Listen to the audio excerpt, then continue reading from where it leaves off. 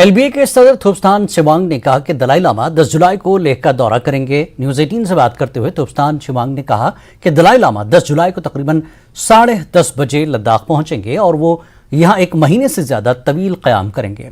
जिवित्सल होतांग में 3 दिन आराम करने के बाद वो छोकंग का दौरा करेंगे, आवाम से मुलाकात करेंगे। दलाई लामा 21, 22 और 23 जुलाई को ज्योत्स्याल में 3 रोज़ा दर्ज भी देंगे। अगस्त के पहले हफ्ते में यारचूस चेनमो का दौरा होगा। उन्होंने बताया कि लद्दाख बुद्धिस्ट एसोसिएशन और लद्दाख गोम्पा एसोसिएशन लद्दाख में उनके क़याम और दीगर प्रोग्रामों के तमाम इंतजाम करेगी।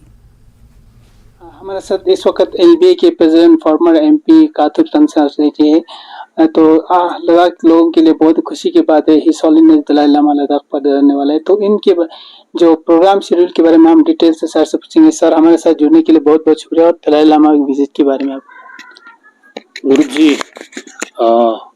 मैं जितने भी लद्दाख में रहने वाले निवासी है या हिमालयन क्षेत्र में या पूरे देश में, दुनिया के बाकी हिस्सों में जितने भी दलाई लामा जी को मानने वाले हैं, उनको फॉलो करने वाले हैं, उन सब के लिए खुशखबरी यही है कि जैसा कि तवक्का था हमारा, दलाई लामा जी 10 जुलाई को ले एयरपोर्ट पर पधारेंगे और उसके बाद उनकी तबीयत ठीक ना होने की वजह से वो, जैसा कि आमतौर पे होता है, तकरीबन 5-7 दिन का उनका यहाँ पर बिल्कुल रेस्ट होगा। कोई प्रोग्राम उस दौरान नहीं होगा।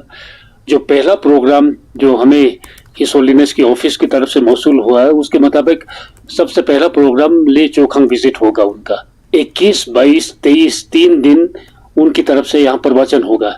चोकलमसर जीवे जो छशकुंगावा है, वहाँ पर उनका कलॉप होगा। तो हम उम्मीद करते हैं कि उसमें शिरकत आने के लिए न सिर्फ हिमालयन क्षेत्र से बल्कि दुनिया के बहुत सारे देशों से लोग आएंगे। उसके बाद जो दूसरा जो कंफर्म प्रोग्राम उनका उनके स्टे के दौरान है, वो यारचूस चेनमो का ऑर्गेनाइज करना है। सर, आपने बताया कि लद्दाख के डिफरेंट रीजन से इनविटेशन आया, लेकिन उसका प्रोग्राम अभी फिक्स नहीं। तो दलाई लामा अक्सर विजिट करते हैं, तो उनका एक ही मकसद रहता है, जो वहाँ जब मानसून सीजन होता है, उनके घुटनों में तकलीफ होता है, उसकी रेस्ट के लिए भी पर्पज से आते हैं। तो यहाँ आने के बाद इन्विटेशन देने से उनको और तकलीफ ना होगा। एलबी की तरफ से क्या रिकमेंडेशन है? हमारे पास बहुत सारे ऐसे रिक्वेस्ट मौसूल हुए हैं और हमने उन सबको यही बताया कि हिज होलीनेस की उम्र दराजी है और उनकी तबीयत ठीक नहीं रहता है। तो जहां तक हो सके उनका यहाँ आना और हमें सालों साल उनका प्रवचन सुनना, ये हमारे लिए बहुत काफी है। उनसे यही गुजारिश करना चाहते हैं, उस दौरान श्रद्धा के साथ वहां पर उपस्थित होकर उनके प्रवचन को बिल्कुल शांत तरीके से सुनने की हम कोशिश करें और उसके बाद जितना हो सके उस पर अमल करने की कोशिश करें।